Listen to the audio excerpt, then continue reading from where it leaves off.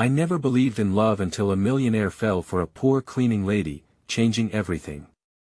I will never forget the day everything fell apart. It was raining hard. The kind of downpour that turns streets into rivers, and the air thick with electricity. I huddled under the awning, my hands shaking as I clutched my mops and buckets like they could shield me from the world. There I was, just a cleaning lady in a big, unfeeling city, drowning in my own silence. He appeared like something out of a dream, or maybe a nightmare. A silver car glided to a stop, its engine a ferocious growl against the steady patter of rain.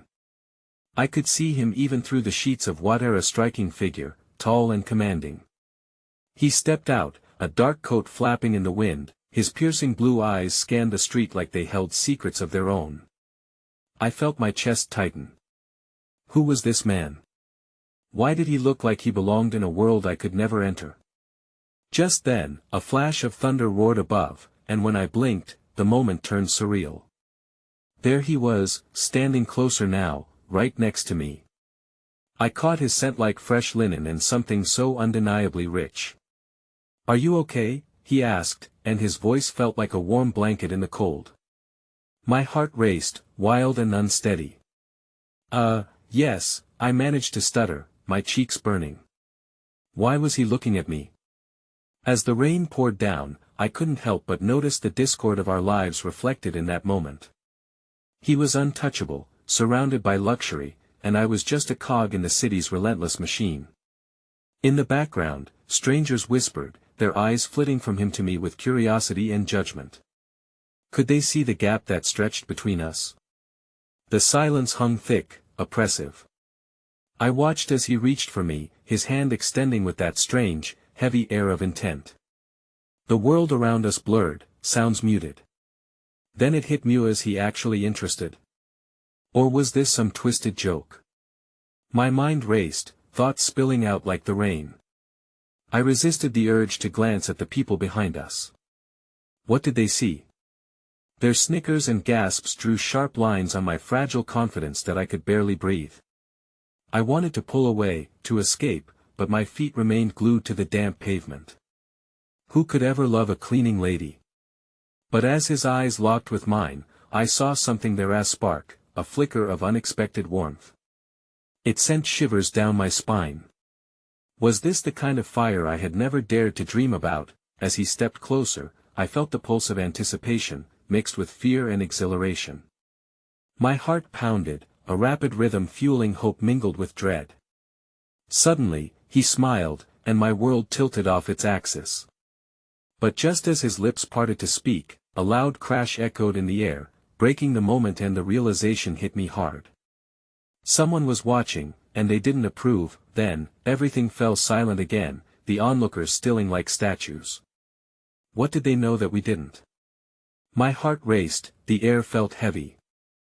I clutched my cleaning supplies tighter, unsure of where this twisted fate was leading. What would happen next? Hey, before we continue with this amazing story, I need to give you an important heads up. Many subscribers have reported that YouTube unsubscribed them without warning. Take a quick second to check the red button below to make sure you're still subscribed to the channel. I'd hate for you to miss any of the exclusive content coming soon.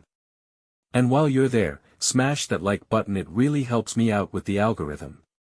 Oh, and tell me in the comments, which city are you watching from? I love getting to know every amazing person who's part of this community. Your participation makes all the difference. Let's connect. The rain slackened, allowing the din of the city to creep back into focus. I was jolted from that fleeting moment of connection, now raw with doubt and disbelief. The world suddenly felt too big and too small all at once. The eyes of the gathering crowd bore into me, injecting a rush of heat into my cheeks that surged throughout my whole body. What would they say? What would they think? Listen, the man began, his voice smooth yet laden with urgency. He fought against the weight of the world pressing down on us, and I could feel the tumultuous silence crackling around us like static, urging us to acknowledge the impossible space between who we were. What's your name? A name. My identity. I hesitated, caught in a whirlpool of confusion and fear. Mia, I finally whispered, my voice barely making it past the trepidation knotting my throat. Mia, he echoed, as if it were a song he had just learned. And just like that, while the crowd loomed, I felt his gaze wrapped around my heart, wrapping my trembling soul in a warmth I had never known. But with that glimmer of hope, a shadow crawled over me. Would I be enough? Before I could wholly pierce the depths of his sincerity, the thunder rolled again, and I shuddered, taking an involuntary step back. The moment snapped. I resolved to flee, burying my emotions, retreating behind the safeguard of my realistic cleaning lady scrubbing the glossy floors of luxury buildings, fading back into anonymity. Mia, he called again, stepping forward, but I turned, my feet regaining sensation as I scuttled away down the street. Mid-stride, I could feel his presence like a shadow following. I glanced back to see an expression of deep concern etched on his handsome features, his brow furrowed in frustration. As I hurried along, I tried to ignore the pounding of my heart, or the memory of his voice calling me. But another crash of thunder sent chills racing down my spine. I ducked into an usual route to escape the bustling streets whenever I needed a moment alone. It was dark and drenched, littered with remnants of the day, just like my heart, now laden with uncertainty that I pressed my eyes shut, letting the stillness wrap around me, attempting to regain my composure. But the lingering doubt slithered in, whispering ugly truths into my ear. Who do you think you are? A girl like you? As if on cue, a shuffling sound broke through the dimness, pulling me from my thoughts. I turned sharply to see a young boy perhaps 8 years old, his clothes tattered, damp but clean, a smudge of dirt on his cheek. Miss? He whispered, visibly shivering. Are you all right? The earnestness in his voice tugged at my heart, and for a moment, the exhaustion of my reality faded away. I'm okay, I reassured him, forcing a smile. What about you? Are you safe? He nodded but looked over his shoulder nervously, glancing around as if ensuring the city wouldn't swallow him whole. Been out here a while, he said. Sometimes I just need to hide. His vulnerability hit me, a reminder of how fragile we all truly are, children of despair in a world that only seemed to reward the glimmering surface. Would you like a warm drink? I offered, my heart reaching for a connection with this young soul. He hesitated, eyes wide with surprise. I have a bit saved up, I added, not entirely sure where the courage was coming from. Really? He asked, hope flickering in his eyes. Yeah. I pulled out a few coins, remnants of the tips I had been saving for something special but could happily sacrifice to share a small moment of warmth. Within moments, we found a quaint coffee shop, its warmth inviting as we stepped inside. The aroma filled the air, the smooth sound of jazz wrapping around us like a soft blanket. I bought him hot chocolate, a guilty pleasure that warmed both of us as we ducked into a corner booth. The boy's laughter bubbled forth like a spring of sincerity.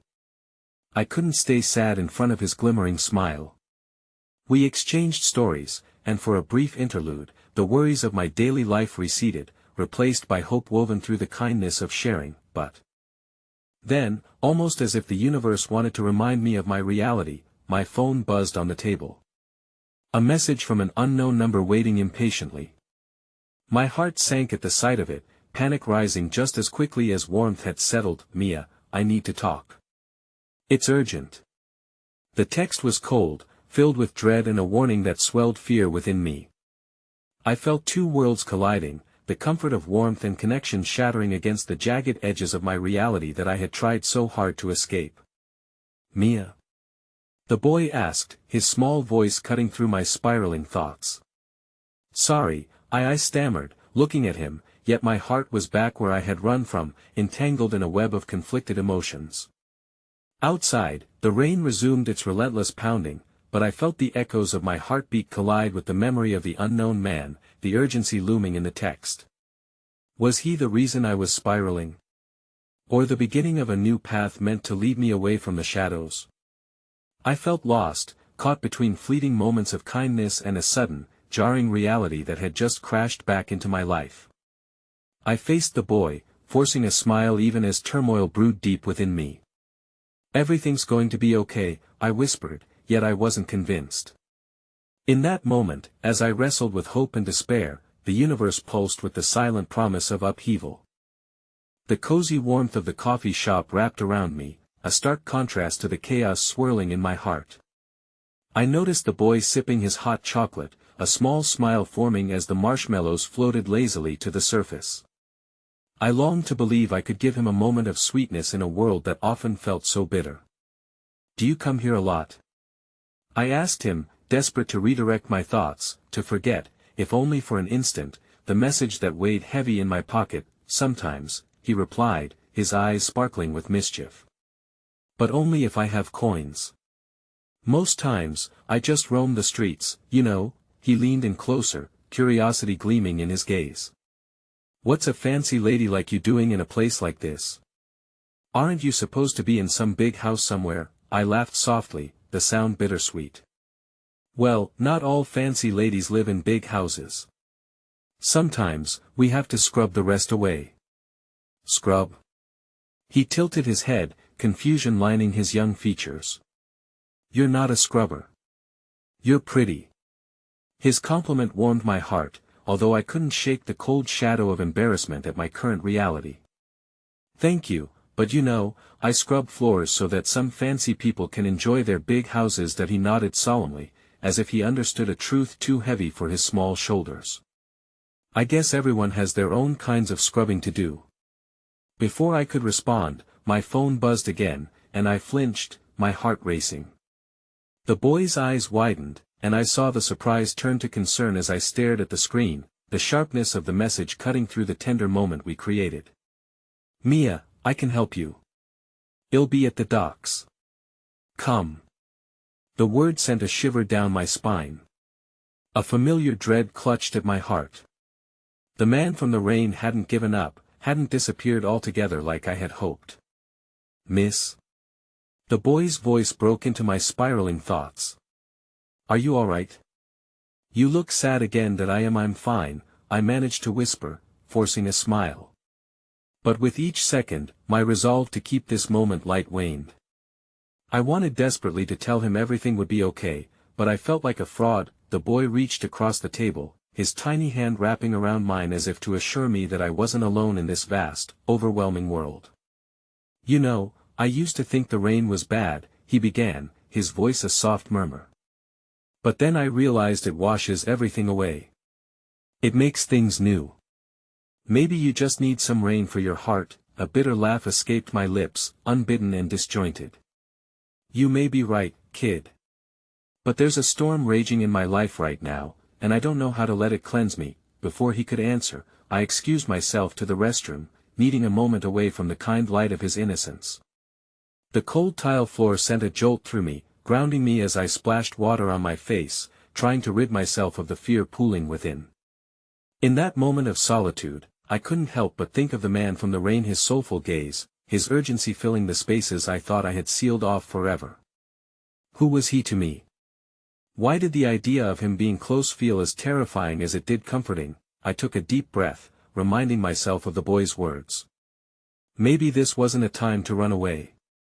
Maybe it was time to face the storm head-on. That I returned to the booth, finding the boy staring at me with a seriousness that belied his age. "You okay?" he asked, genuine concern evident on his face. "That I think I am," I said, feeling a newfound gentleness in my heart. "I think I'm ready to do something." The boy's eyes lit up, but as the smile began to form on his lips, my phone buzzed again, twice this time, demanding my attention. I hesitated, my heart heavy with dread. "Mia," the first message read. "You need to meet me. I can't wait anymore." And the second, "It's about your family." A cold wave of realization began crashing down upon me. There lay the crux of my turmoil, the one thing I had been running from, the reason I had buried my heart beneath layers of obligation and fear. I looked at the boy, his expression frozen in a mix of hope and worry. What would I choose? Would I abandon this spark of connection, or do I seek out the truth that hung like a storm cloud over my life? "Hey," I said, taking a deep breath, "I think I might need to go, but I promise, I'll be back." "Well, play more games, okay?" His face fell, disappointment washing over him, but he nodded. "Okay. Just promise me you'll come back soon. As I stood to leave, another text chimed in, and I couldn't help but glance at it. I won't let you go through this alone, Mia. Meet me as soon as you can, and with that, a flood of conflicting emotions threatened to engulf me. As I stepped back into the rain, I felt the chill seep through my bones, reminiscent of the choices before me. Would I dive into the depths of a storm that could drown my heart, or could it wash me clean and free, leading me to something I might never have dared to believe was possible? The raindrops fell around me, each one a reminder of the truth I was grappling with, twisting in directions I never anticipated. A choice layered with uncertainty loomed ahead, tangled in the strands of fate, and with every heartbeat, I felt the pulse of a new reality whispering to me, inviting me back into a world where love could be found in the unlikeliest of places. The rain was alive, each drop a defiant challenge that raced towards the ground, just as my heart raced with conflicting desires. I found my feet moving, yet my mind remained tethered to the boy and the warmth of our fleeting connection. His voice echoed in my ears, a gentle reminder of innocence in a world often cracked and stark. The dim light of the cafe faded behind me, replaced by the gray overcast that hung heavily in the sky, much like the weight of the choices looming ahead. I could feel my phone vibrating against my thigh, each buzz a new tether to a reality I wasn't sure I wanted to re-enter. Passing through the crowd, I felt invisible, like a ghost brushing past living souls. For a moment, I took a deep breath, letting the rain wash against my face. It was refreshing, if not a touch painful, a reminder of what I was up against. I had to meet him. I had to find the truth about my family, even if it shattered the fragile hope I had growing in my chest. With each step toward the docks, a place that drudged up old memories tainted by unresolved pain, I felt the ground shift beneath me. Would I find the answers I sought, or would I unravel even further? The city around me pulsed with life, yet I felt more isolated than ever, drowning in the waves of my own indecision. Finally, I reached the docks, the salty air mixing with the rain to create a strange cocktail of nostalgia and dread. The wooden planks creaked beneath my weight, the sound echoing like a heartbeat in the quiet that seemed to envelop the area. A shadow appeared in the dim light, a figure I recognized all too well. "You came," he said, his voice cutting through the chilled silence like a sharp knife. The man from the rain stood before me once more, eyes darkened with an urgency that sent a shiver down my spine. I didn't know if I would, I admitted, conflict swirling within me like the storm clouds overhead. "What do you want from me?" He moved closer, his expression softening but resolute. "I want to help you. No one deserves to bear this alone." The sincerity in his voice pulled at the strands of a fear I had kept tightly woven, and for a moment, I hesitated. "My family," I began, the words tumbling forth. "There's so much I don't know. There's so much I've lost. And am terrified of what I might find." He watched me intently, as if weighing my words against a truth he knew but hadn't shared yet. "You have a right to know, Mia. You can't let the past consume you." With bated breath, I gestured toward the darkened water. "And what if the truth is worse than the fear? What if it swallows me whole? Then I'll be right there with you," he promised. The quiet strength in his voice soothed my trembling heart a fraction, making me question my entitlement to such kindness. Who was this man, and why did he care so profoundly? Before I could respond, we were interrupted by a sharp, disparate shout from across the dock. A group of people huddled together, voices raised in confusion and alarm. My curiosity piqued despite the somber gravity of the moment. As we approached, I caught fragments of their frantic conversation. "He's gone," someone shouted. "He just vanished." Panic rippled through the crowd, tightening my chest. I could feel the tension, the urgent fear that seeped into the very bones of the gathering. Whatever had happened, it loosened the grip of my individual fears just long enough to pull me into the collective anxiety of the unknown. "Who?" I whispered, instinctively close to the man, seeking solace in his presence. "The boy from the streets. He disappeared." My heart dropped. The boy. The one who had brightened my heavy heart at the cafe. I turned, glancing back toward the direction I came. My mind raced. How could this be happening? Tension danced in the air as people began to disperse, some racing toward the possible hiding spots while others took out their phones, trying to summon help. I stood rooted to the spot, my pulse pounding in rhythm with the realization that even in my own chaos, this sweet, innocent boy needed me. Without thinking, I pulled away from the man beside me. I have to go. He might be in trouble. My decisions once again unspooled as my heart pulled toward the boy who had seen through the layers of my scars to touch something beautiful in me. Wait, he called after me, but I didn't turn back. My feet moved instinctively, desperation fueling my urgency. As I sprinted toward the cafe, the rain mingled with the unshed tears prickling in my eyes.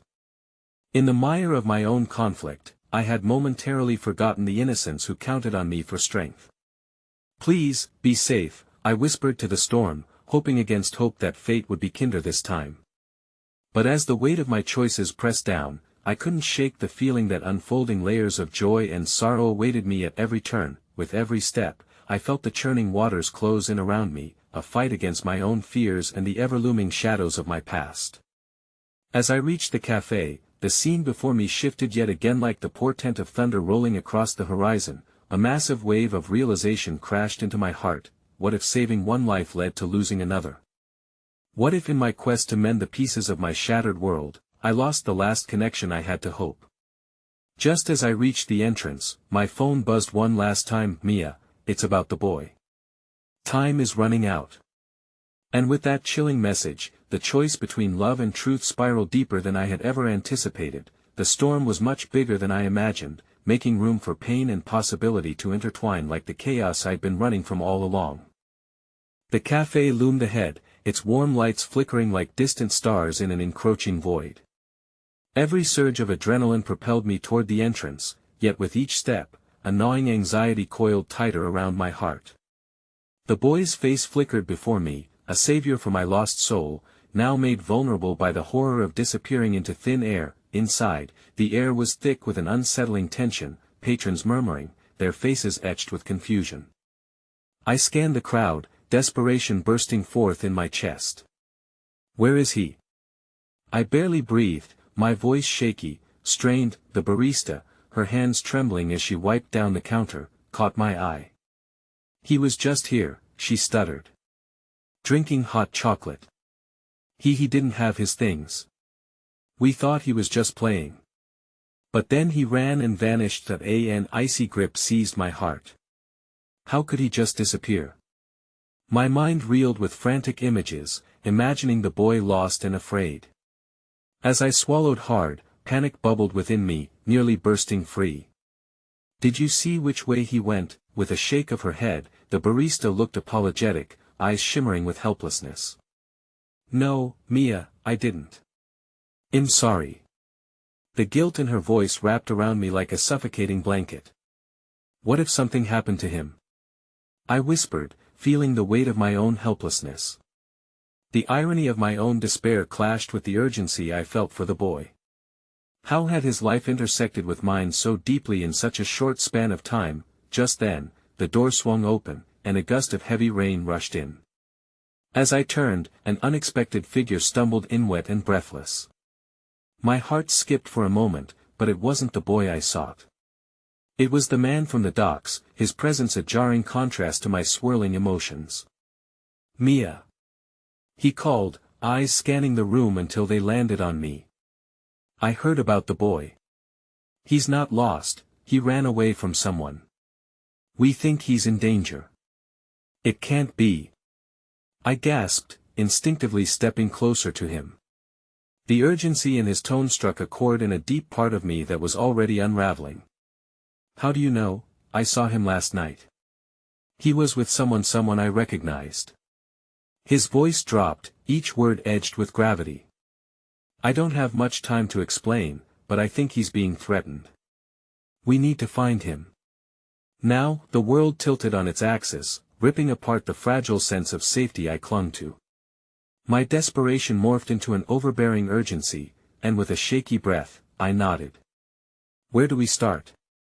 Follow me, he said, and just like that, we were propelled into the storm once more, our minds racing faster than the chaos surrounding us. Outside, the rain pounded mercilessly against the pavement as we darted through the streets, the sounds of the city fading against the backdrop of my thoughts crashing like waves against the shore.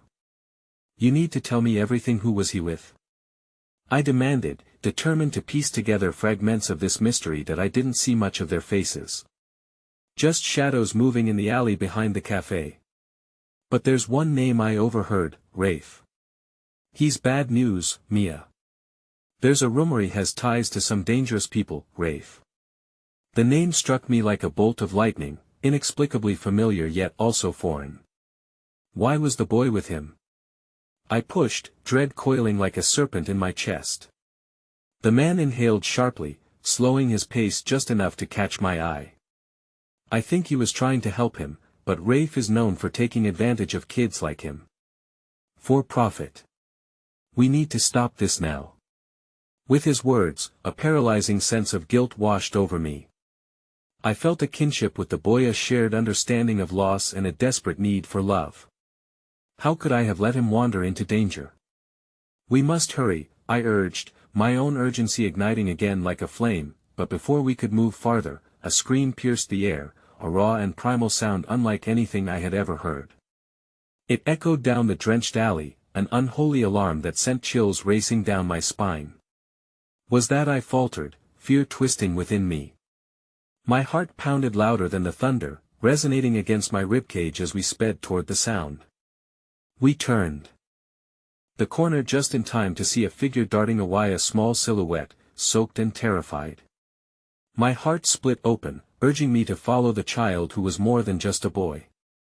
He was a flicker of hope in my life, the last thread connecting me to a future I feared was slipping away. Then, as we reached the alley's mouth, a pair of menacing figures stepped out, blocking our path.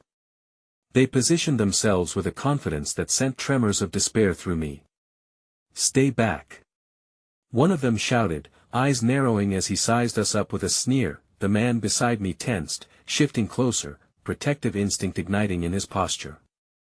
"We're looking for the boy," he called out, bravely stepping forward despite the danger. Terror crashed over me as I stepped back instinctively, my breath hitching in my throat. "He's just a kid," I shouted, but the men merely laughed, their malevolence seeping through the cracks of the wet ground. The figures exchanged glances before one of them spoke, voice smooth but laced with a chill. "Kids are just a means to an end, sweetheart. And this one? He belongs to Rafe now." That name echoed like a death knell through my mind, a harbinger of all the fears and struggles I had yet to confront. As dread pooled in my stomach, the clock ticked mercilessly, every second felt like an eternity. "Run!" The man barked at me, yet my feet were rooted in fear, my heart screaming for the boy in the shadows. A final chance, my last opportunity. I couldn't let this moment slip away. With a leap of faith, I surged forward, heart racing, the tension of that moment crystallizing a singular truth in my soul. No longer could I stand by the shadows of despair, it was time to fight for the light I dared to believe in, and just as I moved, the sudden darkness threatened to swallow us whole. The men advanced, their faces twisted, ready to crush any semblance of hope. In the chaos, I didn't just fight for the boy or the storms raging outside, I fought for every scar etched across my heart, every love that flared against the gust of despair, and every future I feared I'd lose. And right then, in the frail digits of time, the boy's fate hung precariously, weighted against the fierce storm within me. A tempest of love and courage intertwined, leaving everything to chance who would survive, and who would fall into darkness. How much would it cost to uncover the truth? As I faced the shadows, I realized what was most terrifying was not knowing how it would end. And yet, with every pulse in my veins, I knew I could not turn back now. The sudden clash of fists echoed through the narrow alley, mingling painfully with the patter of relentless rain. Shadows twisted and turned on the damp walls, and in that chaotic moment, time seemed to slow as I beheld the unfolding struggle before me. My heart raced, fueled by a mixture of fear and a desperate, unyielding determination. "Get away from him!" I shouted, voice cracking but resolute. The figures, looming like dark clouds above the boy's fragile frame, momentarily paused as my presence registered. They scoffed at my audacity, but with each second that ticked away, I felt the shudder of courage unfurling deep inside me. "Mia, back." The man beside me urged, but it was already too late. My feet were already in motion, propelled by a need that surged through my veins like electricity. I couldn't erase the black vestiges of helplessness that had haunted me for far too long. Incredibly, the boy, frightened but instinctively aware, recognized me through the tumult. His eyes, wide and brimming with terror, met mine. In that moment, he wasn't just a lost child, he was the embodiment of every hope I dared to cling to, every dream abruptly upended in a tempest of uncertainty. I extended a hand, beckoning him forward. "It's okay. You can trust me," I cried, hoping to drive away the storm hovering over his heart. And in that desperate plea, I saw the flicker of courage ignite within his gaze. Just as he took a faltering step toward me, the men's laughter sliced through the air, a sound so perverse that it sent chills racing down my spine. One of the men, his eyes cold and calculating, stepped forward. "You think you can save him? You have no idea what you're up against."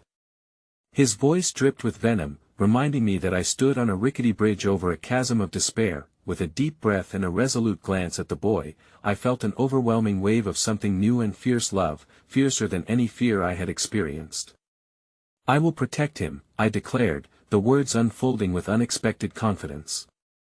And they echoed back in my own mind, a promise I would do anything to keep. "Just let him go." The words burst forth, nearly lost amid the downpour, yet the intensity of my conviction cut through the tension wrapping around us. Their indifference hardened, and I sensed the precarious nature of our moment. One of the men lunged forward, arms outstretched like a predator poised to pounce. Without thinking, I moved, surging closer, creating a sliver of space between him and the boy. "No!" I screamed. Suddenly, the world erupted. The man's fist swung wide, yet my movements carried urgency. I ducked instinctively, adrenaline propelling me in wild, unpredictable directions. "Run!" I shouted again, forcing the boy into motion. I felt his small hand slip into mine for a fleeting moment, grounding me in a reality where there was still hope. Together, we stumbled backward, and the barista's face flicked into my mind, her trembling apology still ringing in my ears. In that fleeting instant, I ignited on a flash of memory. What had she said? It struck me that the cafe, though a distance away, stood as a sanctuary I could draw strength from. We bolted. The rain drenched us, but it felt almost cleansing, a reminder that if I could move, if I could still fight back, I had to try. The echoes of chaos followed behind, and every instinct urged me to protect not just myself, but this child who had become intertwined with my very soul. That we ducked into a side street, narrowly escaping the grasp of those looming shadows. Through ragged breath, the boy stumbled alongside me, his small frame shivering, both from the rain and fear. "Mia," he gasped, "are they going to get us?" "No," I promised, eyes scanning the road ahead. "Not if we keep moving." I glanced down at him, a tender connection forged in chaos. "What's your name, Lucas?" he replied quietly, his voice barely above a whisper as he clutched my hand tighter. "Lucas," I repeated, testing the name on my tongue. It burned with unfamiliarity, yet within its softness lay the weight of fate. "I'm going to keep you safe, I promised." As we reached a block littered with abandoned cars, the city loomed, a labyrinth in which I had once felt suffocated, but now it appeared as a canvas of possibilities, one where I could paint our escape. Suddenly, my phone buzzed violently in my pocket, pulling my attention momentarily away from the task of saving Lucas. I fished it out to see a text from an unknown number: "If you value your lives, stay away. Rafe has eyes everywhere." The blood drained from my face. Lucas looked at me, fear evident in his expression. "Who is Rafe?" he asked. "What does it matter?" I forced myself to say, urgency creeping into my tone. "We need to," but then, as if summoned by the whispers of that name, a chilling realization settled over me. If Rafe had eyes everywhere, it meant I was in deeper than I anticipated. It meant every step we took now could be our last. Within that freezing moment of clarity, the coldness of the air cut through the rain, and something primitive awakened inside me, a visceral reaction to the impending darkness. As I counted down in my head, an agonizing thought consumed me: how far would I have to go to save Lucas? How many more innocent lives would be caught in the crossfire of Rafe's grotesque game of power? Just as we crouched behind a rusted vehicle, I spotted a figure emerging from the shadows, eerily familiar, yet cloaked in the uncertainty of the moment. "Rafe," I whispered, a tremor of recognition skating down my spine, and then I heard his voice, a mix of bravado and malevolence, echoing with confidence that sent shivers racing through the damp night. "You think you can keep running forever?" And I realized, in that crushing embrace of despair, that the revelation hadn't just pierced my heart but also intertwined our fates in a way I had never imagined possible. The truth hung over me like a storm cloud ready to break, propelling me forward into the unknown. What remained hidden in the shadows could very well decide if we survived this night, or if everything I fought for would dissolve into nothingness. The rain continued to pour, an unrelenting reminder of the turmoil that surrounded us. I pressed back against the rusted vehicle, my heart hammering in my chest like a frantic drummer. Rafe's voice curled around the edges of my consciousness, suffocating me with its ominous weight. I jolted, eyes darting through the chaos, desperately seeking clarity in the menacing shadows. "Lucas, stay behind me," I whispered, crouching lower, willing the chill on my skin to transform into a shield. I could almost feel the child's body shaking as he resisted the urge to peek over the edge of the car, his trust clinging to me like a lifeline. "Why are they after us?" he whispered, fear infused with innocence dancing in the words, amplifying the urgency of our situation, because the word barely escaped my lips. "Because I'm trying to save you." Then, in that moment, I understood that saving Lucas meant navigating a maze far more treacherous than the physical streets of the city. Rafe took a deliberate step closer, his figure sharp against the backdrop of rain. "You think you can shield him from the truth?" he taunted, voice dripping with disdain. "You're merely prolonging the inevitable." That I closed my eyes for a brief second, and a flood of memories cascaded through me. Every sacrifice I had made, every silent scream of my heart echoing in a worldly existence that had dulled constancy into a sweet dream. In that whirlpool of recollection, I remembered the barista from the cafe, the first person I had met who had extended kindness without expectation. A flicker of warmth ignited within me at the thought of her. It was that kindness that fueled my determination to keep Lucas safe. "No," I heard myself say, my voice steadying. "You know nothing about what it takes to protect someone you love." Rafe laughed, a sound devoid of joy, more like the chilling caw of a crow waiting for the morning light. "Love is a folly, my dear. It leads to destruction." I clenched my fist, the words a silver thread weaving a connection between Lucas and me, binding us in the promise of protection and hope, a stark contrast to Rafe's twisted philosophies. "Love is the only thing that matters," I countered, the conviction thrumming in my veins. Each beat of my heart grew louder, reinforcing my determination, and I wondered if I could channel that love into a weapon powerful enough to vanquish the darkness that loomed. The laughter of Rafe faded for a moment, replaced instead by the distant, echoing sounds of approaching sirens. I glanced sideways at Lucas, whose wide eyes mirrored the fear I felt, but there was something else simmering beneath the surface, a flicker of resilience.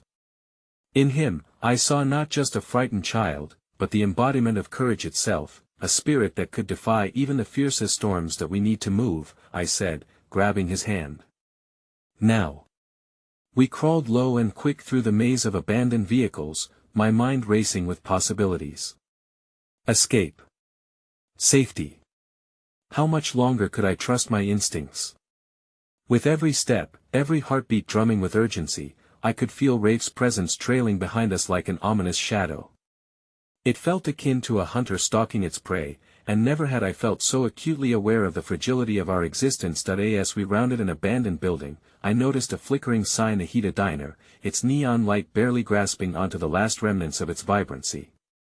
My gut turned instinctively. Would it be a safe haven or another trap? Through the downpour, I spotted a figure standing beneath the awning, watching our approach. A wave of anxiety coursed through me. "Lucas, hold on tight," I murmured, unaware of whether it was for comfort or to brace myself for the impending encounter. But the moment we reached the shelter of the awning, the figure stepped forward, and my heart stumbled. An unexpected familiarity flooded me as I recognized the embrace of the barista. Her eyes were wide with concern, her expression a mixture of fear and fierce determination. "Mia!" she gasped, reaching out as though my presence was as surreal as a dream. How did you find us?" I gasped, taken aback not just by her presence but by the warmth of her voice cutting through the cold fear enveloping our surroundings. "That I saw what happened in the cafe," she admitted, breathless, glancing at Lucas in acknowledgement. "You shouldn't be out here." "This city I know," I interrupted, desperate, taking a step closer. "We need to. Rafe has people everywhere," she warned, eyes darting to the street. I was able to overhear some conversations while cleaning. "We can't stay out here. He's already got eyes in the diner." The words hung between us like a noose tightening around the hope I so desperately clung to. For all her kindness, how could I trust she hadn't led us into yet another snare? Yet, looking into her eyes, I saw sincerity mingled with shared concern for our safety. "What do we do?" Lucas murmured, skin paling in the evanescent glow of the neon light. "Let's go inside," I decided, swallowing my fear, realizing our hopes rested not just on me, but on the strength of the unexpected alliances we could forge. "Well, figure it out in there." As we turned toward the diner, the distant sound of a siren grew louder, signaling our moving clock. With one last glance over my shoulder, I felt the weight of Rafe's looming presence spiraling closer, a dark harbinger to what would come. Feet heavy with uncertainty, I steeled myself and walked forward, the air inside the diner stale yet familiar, a sanctuary obscured by lurking threats. But just as the door swung shut behind us, sealing in a fragile bubble of sanctuary, my heart plummeted. I turned to find a familiar face behind the counter, eyes wide with shock. It was Marissa, my estranged sister. The unrecognized tempest brewing between us lay thick in the air, overshadowing everything as she gasped my name, ripping the fragile strands of safety from my grasp. "Mia," she breathed, confusion mingled with something darker festering just under the surface. And then, the question hung like an unspoken elephant in the room: why was she here? What was the truth behind our reunion, and how far entangled were our paths in the gargantuan web of the dark world we tried to escape? The heaviness of Marissa's gaze anchored me in place, suspending time in an excruciating balance of past grievances and present terror. The diner, with its flickering neon and the faint scent of frying oil, felt as foreign as the shadows lurking outside, threatening to swallow us whole. "Why are you here?" I managed to voice through a throat constricted by both panic and disbelief. I had searched high and low for her after she had left, and yet here I was, staring at my sister, a woman who had felt like a ghost long before I had come to know the true meaning of loss. "Mia," she started, hesitating, her brow furrowing as if she were grasping for the right words in a language long forgotten. "Please, we don't have time for this." I felt rude and desperate, but urgency surged through me, a palpable feeling. The sirens wailed ever closer, and I could almost see Rafe's sneering smile materializing in my mind's eye, mocking our uncertainty. "It's not just that," she said, her voice barely rising above the hum of the diner. She took a deep breath, her shoulders sagging as if the weight of the world was crushing her. "I know about Rafe." Lucas, standing beside me, clutched my hand tighter, sensing the gravity of the situation. "Why does he matter?" he breathed, the innocence of a child contrasting sharply with the reality we had stumbled into. Marissa's eyes softened for a moment, and I could see the flicker of regret and protection there. "He's dangerous, Mia. He's been watching you, and he knows you're trying to escape." My mind raced. Had she been working with him all this time? The thought made my insides churn with mistrust. "How do you know this? Who have you been talking to?" "Please, just listen to me," she implored, her desperation breaking through the facade of her hardened exterior. "I had to take a job at the center to make ends meet. During the late shifts, I overheard things about you." Panic flashed through me, wondering if the whispers had included Lucas. "What do you mean? What did they say?" A pained expression twisted her features. "Nothing concrete. Just murmurs of someone in the city who had a target on their back, and associated with him." They spoke about how you became a problem. I didn't know it was about you until her words trailed off, and she finally focused on Lucas, who was visibly distressed, the terror of our situation starting to truly register on his young face. The diner, I whispered suddenly, realizing the irony. Do you think they could be watching us here? Marissa nodded, the soft features of her face clouding with worry. It's a risk. But I had to come. We need a plan, and somewhere safe. There was sincerity in her voice that momentarily dispelled some of my fear, sort of like a small light cut through the thick fog of uncertainty. As we huddled together in the dimly lit diner, a stranger to the world falling apart outside, I thought of how Marissa's presence could be both a salvation and a complication. I hadn't known if I could trust her. She was the sister from whom I had grown apart, her absence a wound I had carried, yet life had stitched us together in traumatic grace so that maybe, just maybe, we could confront this storm together. Suddenly, the door swung open with an ominous creak. My heart sank to my stomach, a surge of adrenaline firing through my veins as Rafe's menacing silhouette appeared in the doorway. The rain had followed him inside, mixing with the thick tension hanging in the air. Lucas gasped, and I felt the tight grip of his hand. Rafe scanned the diner like a predator assessing his environment, and the gaze that landed on Marissa turned my blood cold. How quaint, he said, a cruel smile creeping across his face like a dark stain. Family reunions can be so enlightening.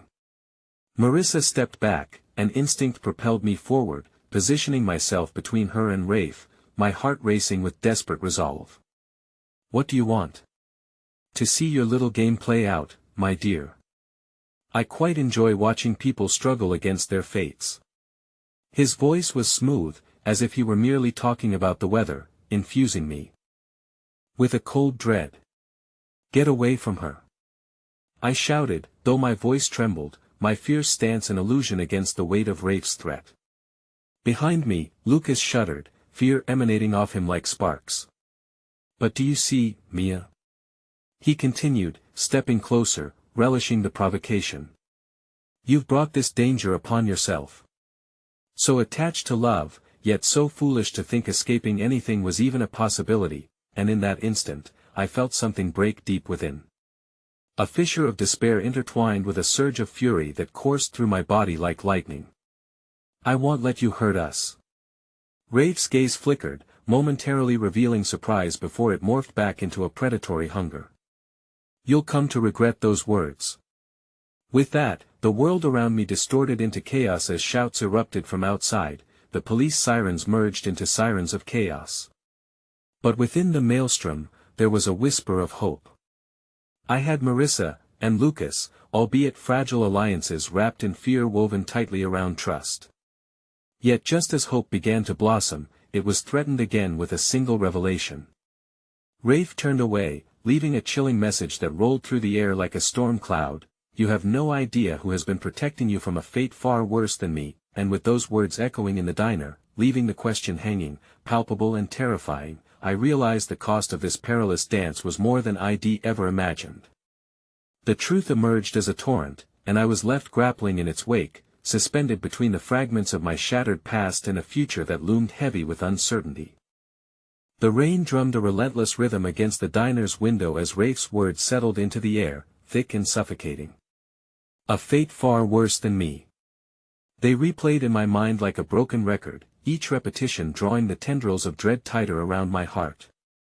I glanced back at Marissa, whose eyes reflected the same turmoil I felt inside.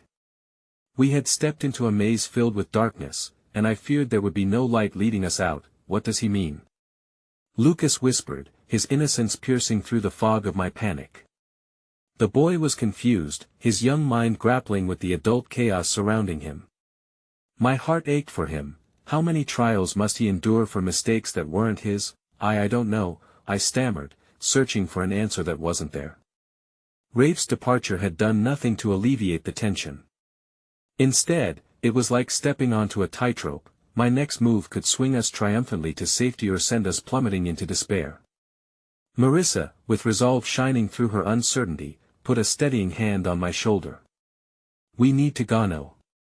We can't stay here. It's not safe. As we moved, I raked my mind for options, desperately plotting a path away from the clutches of Wraith. I had given up everything me job, my semblance of normalcy only to find myself back where I'd started. Only now, there was more at stake. I had to safeguard Lucas, and now Marissa, too. We pushed against the diner's door, the wind's howl carrying with it echoes of shattered dreams.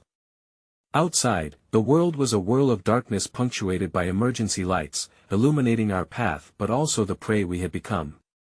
Huddled close, we darted down the narrow alley beside the diner, shadows enveloping us like a cocoon. With every step, the weight of uncertainty pressed into my chest, each beat of my heart sinking with the frantic pitter-patter of rain against pavement. Where do we go? I could feel Marissa's question looming between us, a lifeline thrown into turbulent waters. We need to find someone who can help.